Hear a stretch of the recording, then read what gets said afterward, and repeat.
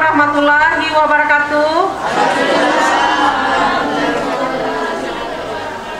Terima kasih. Rabbi shrahli wa yassir li amri wahlul 'uqdatam min lisani yafqahu qawli. Pagi hari ini, pagi yang sangat cerah ya Bapak-bapak, Ibu-ibu. Kita dapat berkumpul di ruangan informasi kita dalam rangka menambah ilmu pengetahuan kita. Jadi walaupun kita kemari dalam kondisi yang kurang sehat, insya Allah ilmu kita akan bertambah, Allah akan meredai. Assalamualaikum warahmatullahi wabarakatuh. Selamat pagi Bapak Ibu, tetap semangat. Walaupun kita ke rumah sakit tapi tetap semangat ya Bapak Ibu. Senang sekali pada kesempatan ini kita bisa berbagi di sini. Mungkin nanti Bapak Ibu ada masalah mengenai anak, cucu, keponakan, bisa kita berbagi di sini ya, kita diskusi. Tema kita kali ini menyusui untuk mencegah stunting. Nah, kenapa kita angkat tema ini? Karena bulan Agustus ini adalah namanya Pekan Menyusui Sedunia. Jadi kita peringati dalam rangka Pekan Menyusui Sedunia itu tanggal 1 sampai 7 Agustus. Jadi selama bulan Agustus boleh kita peringatinya. Kemudian stunting, seperti kata Ibu moderator, tidak sampiang deh ya Bapak Ibu, tapi stunting. Kalau sampiang itu rancak, kalau stunting pendek, tidak rancak jadinya. Next. Ya, 1 dari 3 anak Indonesia mengalami stunting. Nah, dari data ada 159 juta anak di bawah 5 tahun di seluruh dunia itu menderita pendek untuk stunting ya. Nah, 85%-nya tinggal di 37 negara yang berkebutuhan tinggi, salah satunya Indonesia. Kenapa sih Indonesia sangat gencar sekali ini masalah stunting? Karena jika dibiarkan berlarut-larut, tentu nantinya generasi kita menjadi generasi yang IQ-nya rendah, tidak pintar, risiko penyakit tinggi akibat dari stunting ini. Nah, ini dia, apa ancaman dari stunting. Jadi stunting itu adalah kondisi di mana anak-anak di bawah 5 tahun tinggi badannya tidak sesuai dengan tinggi badan yang seharusnya. Nah, yang ini disebabkan oleh karena kekurangan gizi. Jadi intinya kekurangan gizi yang berlarut-larut sehingga dia tampak pendek, tidak sesuai dengan tinggi anak yang seharusnya. Apa akibatnya? Jangka pendek tentu gangguan perkembangan otak. Kemudian IQ-nya rendah, mungkin belajarnya tidak bisa seperti anak yang tidak stunting, diberi ilmu, misalnya diberikan pelajaran sekolah dia kurang menangkap misalnya ya, atau tinggal kelas. Nah, kemudian sistem kekebalan tubuhnya juga lemah. Untuk jangka panjangnya apa? Tentu nanti produktivitas akan berkurang, anaknya sering sakit, tampak pendek, bahkan berisiko untuk menderita penyakit diabetes dan kanker di kemudian hari setelah dia dewasa. Makanya sangat penting sekali kita untuk mencegah supaya anak-anak kita, cucu-cucu kita, keponakan kita tidak menjadi stunting ini. Nah, targetnya 2025 prevalensinya kejadiannya itu berkurang 40% ya untuk Indonesia. Nah, stunting ini bukan hanya kegagalan mencapai tinggi normal saja, tetapi ini yang kita katakan tadi, IQ-nya juga turun, terjadi defisit kognitif, ya, prestasinya menurun. Kemudian kehilangan peluang kerja yang lebih baik, dan ibu yang stunting, misalnya dia pendek, seorang ibu juga berisiko melahirkan bayi-bayi yang berat badan lahir kurang atau BBLR, sehingga terjadilah lingkaran kurang gizi jadinya ya, ibunya pendek, lahir anak yang kurang. Nanti anak yang kurang berat lahir ini juga menghasilkan anak yang kurang berat badan lahirnya. Jadi berputar-putar seperti itu. Kemudian ada 3 faktor penyebab stunting ini ya. Yang pertama, kesehatan ibu pada saat hamil. Jadi pencegahannya itu mulai dari saat seorang ibu hamil ya, sampai dia nanti anaknya berumur 2 tahun. Kemudian jarak persalinan yang terlalu rapat atau kehamilan pada masa remaja. Kemudian pemberian makan MPASI-nya yang tidak adekuat. Mungkin anak bayinya cuma diberi pisang dengan tepung tanpa memperhatikan kandungan gizi dari makanan tersebut. Kemudian infeksi pada 1000 hari pertama. 1000 hari pertama itu mulai dari dalam kandungan sampai 2 tahun setelah anak tersebut lahir. Ya. Nah, stunting ini dimulai dengan weight faltering istilahnya, yaitu kegagalan pertumbuhan. Jadi kalau weight faltering ini atau gagal tumbuh itu berat badannya yang tidak normal. Jadi berat badannya tidak sesuai dengan berat badan anak untuk usianya. Misalnya anak usia 1 tahun harusnya berat badannya 10, anak kita beratnya cuma 7 kilo misalnya ya. Jadi kalau dibiarkan berlarut-larut, lama-lama dia akan menjadi stunting atau pendek. Ya, mungkin di awal-awal tingginya masih normal, karena berat badannya mulai tidak bagus, lama-lama jadi stunting. Nah, pencegahan pertama adalah dengan ASI eksklusif, yaitu pemberian ASI saja pada 6 bulan pertama kehidupan. Nah ini, jadi yang 1000 hari pertama itu mulai dari kandungan sampai 2 tahun setelah bayi lahir, dimulai dengan pemberian ASI eksklusif. Nah, ada 10 langkah keberhasilan seorang ibu itu menyusuinya berhasil ASI eksklusifnya. Yang pertama tentu diberikan dulu informasi bagaimana cara menyusuinya, kemudian apa kelebihan ASI dibandingkan dengan susu tambahan, sehingga seorang ibu yang mempunyai bayi itu yakin bahwa ASI adalah yang terbaik yang tidak bisa digantikan dengan apapun. Sedangkan susu yang beredar di luaran adalah susu yang dibuat supaya menyerupai ASI. Jadi dengan adanya ASI kita tidak perlu lagi menambah dengan susu tambahan. Jadi harus yakin dulu kelebihan ASI dibanding yang lain.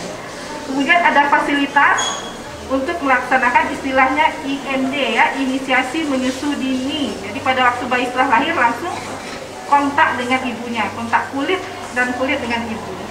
Kemudian ibu yang menyusui juga harus diberikan dukungan oleh para suami dan lingkungan sekitarnya. Misalnya ibu yang menyusui juga dibantu oleh bapak-bapak dalam hal kerjaan rumah tangga, kemudian diberikan dukungan gizi yang bagus sehingga seorang ibu itu tidak merasa terbebani pada saat menyusui. Jadi perlu dukungan lingkungannya. Kemudian, nah halangi ibu. Jadi seperti yang kita bicarakan tadi, pentingnya ASI sehingga tidak perlu ditambah-tambah dengan yang lain, air putih, tambah susu bantu, sedangkan ASI-nya ada. Kita dukung untuk pemberian ASI. Lakukan rawat gabung, misalnya bayi yang baru lahir langsung di rawat gabung dengan ibu, tidak boleh dipisah lama-lama kecuali kalau bayinya sakit ya. Kalau bayi sehat harus segera dengan ibu. Kemudian ibunya juga harus mendapatkan informasi yang tepat. Harus misalnya baru pulang dari rumah sakit, dia harus tahu akses pelayanan kesehatan terdekat yang bila ada masalah dengan bayinya bisa ditanyakan oleh ibunya. Kemudian prosedur manajemen kritisnya, ini untuk di fasilitas kesehatan juga harus melayani persalinan dengan bayi baru lahir, harus ada kebijakannya untuk menyusui ini. Kemudian juga harus ada ketentuan tentang pemasaran khusus untuk pemberian pendamping ASI ya pasti, dan tenaga kesehatannya juga harus memberikan penyuluhan tentang ASI eksklusif. Yang terakhir adalah monitoring ya, monitoring terhadap bayi yang baru lahir. Ya, ini kebutuhan ibu pada 1000 hari pertama yang dimulai dari pada saat hamil. Seorang ibu hamil itu nutrisinya harus tercukupi. Kalau tidak hamil dia makan hanya 1 porsi, kalau hamil harus 2 porsi dengan karbohidrat, protein dan lemak yang cukup ya. Kemudian jangan lupa meminum tablet penambah darah, karena seorang ibu hamil itu akan otomatis HB-nya, darahnya akan turun. Makanya perlu minum tablet tambah darah. Tidak boleh merokok, apalagi minum alkohol. Kemudian hindari makanan-makanan pengawet. Jadi makanan yang bernutrisi dan sehat. Bisa ikut kelas ibu hamil. Kemudian kita lakukan inisiasi menyusu dini setelah bayinya lahir, dan ASI eksklusif 0 sampai 6 bulan setelah bayi lahir. Kemudian setelah 6 bulan dikasih makanan pendamping ASI, ASI-nya tetap diteruskan sampai 2 tahun. Jangan lupa lengkapi dengan imunisasi dan pemberian vitamin-vitamin yang bisa didapatkan di fasilitas kesehatan terdekat, bisa di puskesmas atau posyandu. Kemudian untuk kebersihan, tentu cuci tangan ya, supaya bayi yang kita susui terjaga kebersihannya, terhindar dari penyakit-penyakit yang diakibatkan oleh lingkungan. Ya, nah ini dia inisiasi menyusu dini, yaitu kontak kulit dengan kulit segera setelah lahir dalam 1 jam pertama kelahiran. Ya, nanti bila ada bapak ibu yang punya bayi atau punya ponakan, punya cucu, nah ini bisa dilihat ya, ada kontak kulit dengan kulit, ditaruh di dada ibunya, kemudian bayinya langsung menyusu dengan ibu. Nah ini keunggulannya apa? Tentu nanti ASI-nya akan lebih banyak, kontak kulit dan kulitnya akan meningkatkan flora normal, bakteri normal di saluran cerna bayi, meningkatkan penghisapan, cara bayi menghisap lebih efektif, kemudian ASI akan lebih banyak.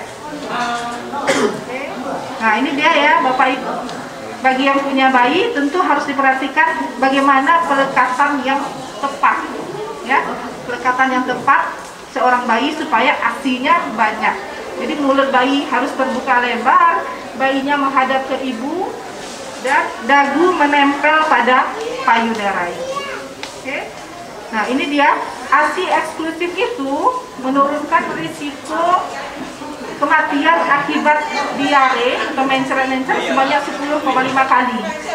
Kemudian ASI eksklusif juga menurunkan risiko infeksi paru atau pneumonia sebanyak 15,1 kali. Ya, begitu berharganya ASI eksklusif ini sehingga bisa mencegah penyakit pada bayi. Nah ini dia, menyusui mencegah stunting.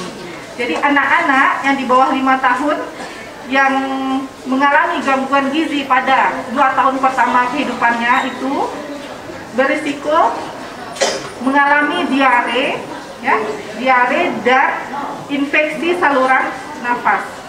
Jadi gampang sakit dia kalau dalam 2 tahun pertama kehidupan mengalami gangguan gizi tadi. Nah, kenapa ASI ini bisa mencegah infeksi?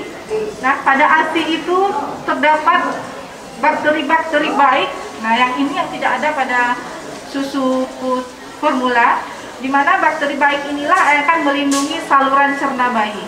Ya, jadi pada susu formula pun tidak bisa ditambahkan kekebalan-kekebalan yang ada pada ASI. Ya.